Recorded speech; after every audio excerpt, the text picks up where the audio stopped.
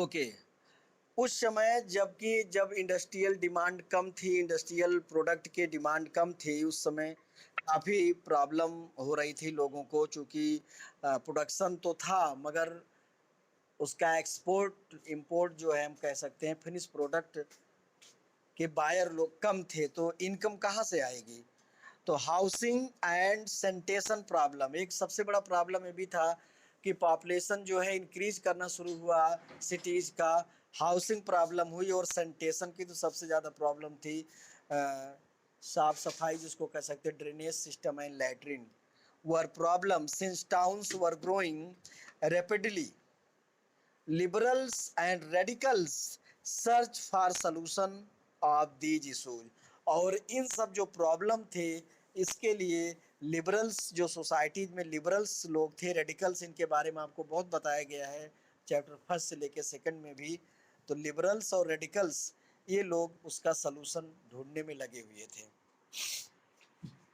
Next page आपको हम दे रहे हैं।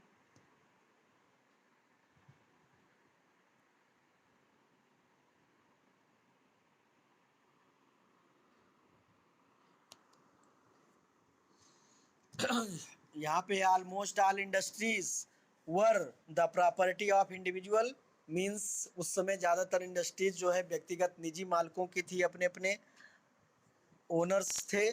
Liberals and radical themselves were often property owners and employers.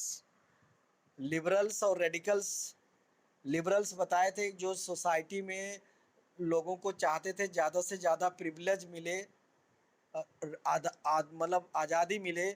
और रेडिकल्स ये हर वर्ग को चाहते थे, मतलब वोटिंग राइट्स हो और चेंजिंग हो समाज में। इनके भी अपने प्रॉपर्टी थे और ये भी एम्प्लॉयर्स थे, मतलब सर्विस देने वाले, जिन जो नौकरी देता उसको एम्प्लॉयर कहा जाता है। एम्प्लॉय होता है जो सर्विस करता है। हैविंग मेड दियर वेल्थ थ्रू ट्रेड और इंडस्ट्रियल वेंचर, वो भी अपने इनकम को बनाने में लगे थे। वेल्थ मतलब धन, किसके थ्रू, इंडस्ट्रियल स्ट्रक्चर के through. They felt that such effort should be encourage, और उनका ये बिलीव था कि शायद ये एफर्ट, मतलब ये जो प्रयास है, एनकरेज कर सके। That is benefits would be achieved if the workers workforce in the economy was healthy and citizens were educated, मतलब कि वर्कफोर्स मीन जो लेबर्स हैं ये हेल्दी होंगे, नागरिक एजुकेटेड होंगे, तो वर्क फोर्स भी बढ़ेगा और इकोनॉमी भी बढ़ेगी देश की। अपोज टू द प्रिविलेज, इन लोगों में जो एरिस्टोक्रेसी वर्ग था समाज का, सामंती वर्ग, ओल्ड रूलिंग क्लास, उनके जो प्रिविलेज मिले हुए थे बाई बर्थ, जो राइट थे उनके, उसका अपोज किया, विरोध किया। Had by birth they firmly believed in the value of individual effort. Individual means personally, labours and enterprise. Labour मतलब वर्कर और इंटरप्राइज मीन्स होता है जो फैक्ट्री मालिक, एक तरह से संस्थान का मालिक, enterpriser. If freedom of individual was insured if the poor could labour, मतलब उनका मतलब था कि अगर गरीब लेबर कर सकता है, मजदूरी कर सकता है, and those with capital could operate without restraint. Those with capital मतलब वो लोग जो केवल मनी, अपना पैसा लगा करके ऑपरेट विदाउट रिस्ट्रेंट, बिना किसी प्रॉब्लम के ऑपरेट कर सकते हैं, चला सकते हैं। They believe that societies would develop, और उनका विश्वास था कि इस तरह से समाज में विकास होगा। भाई पैसा लगाने वाला कैपिटलिस्ट होता था और वर्कर लेबर होता था। लेबर कमा के देता था, इनकम कमा के कौन देगा, फैक्ट्री का वर्कर देगा, प्रॉफिट तो वर्कर कराता है।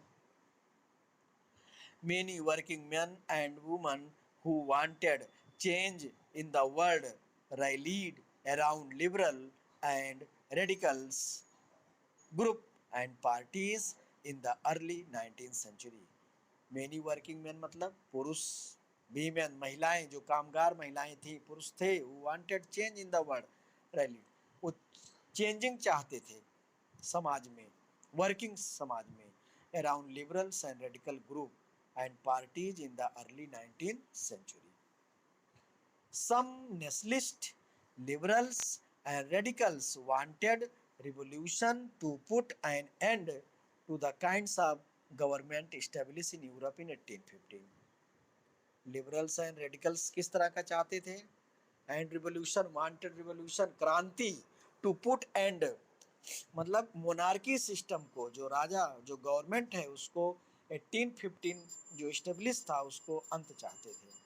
In France, Italy, Germany, and Russia, they became revolutionaries and worked to overthrow existing monarchy. France, Italy, Germany, Russia उस समय तक लगभग तरह से रिवोल्यूशनरीज हो चुके थे, क्रांतिकारी, और मोनार्क को ओवर मतलब थ्रोन उखाड़ मतलब हटा चुके थे. Nationalist talked of revolution that would create nation where all citizens would have equal rights after.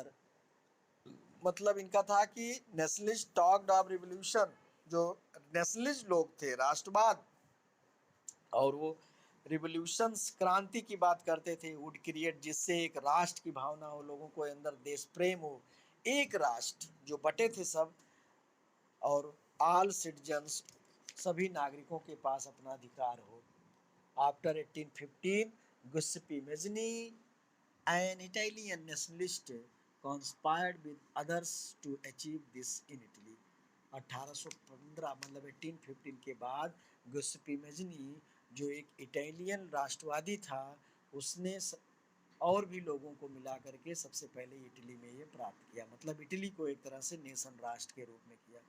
Nationalist elsewhere including India, read his writing. तो आज फिलहाल क्लास आपकी इतना ही ओवर कर रहा हूँ, आप अंडरलाइन कर लीजिएगा. कल से आपका the coming of socialist Europe यहाँ आप टिक कर लीजिएगा, यहाँ से चलेगा. ओके बेटा.